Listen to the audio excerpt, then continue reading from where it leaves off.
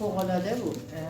خارج از حالا خط و همه چی من خیلی چیزا حساس یاد خیلی، یعنی واقعا از وجود نازنینتون ممنونم که یعنی یه جوری هم از خودم تشکر میکنم که واقعا تو این کلاس شرکت کردم، چون اول گفتم که آنلاین باشه نتونم مثلا حضوری بیام، ولی واقعا اصلا یه چیزی دیگه از این قلمو میدیدم، این رقص قلمو میدیدم. فکر میکردی بتونی بنویسی؟ به هیچ عنوان.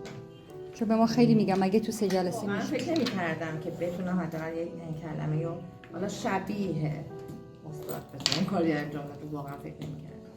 واقعا خیلی استاد انرژی گذاشتن. هنری داشتی شما قبلا؟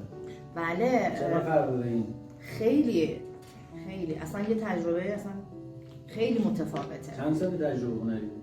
من حدوداً 20 سال. واقعا صادقانه بگو چقدر فرق داره این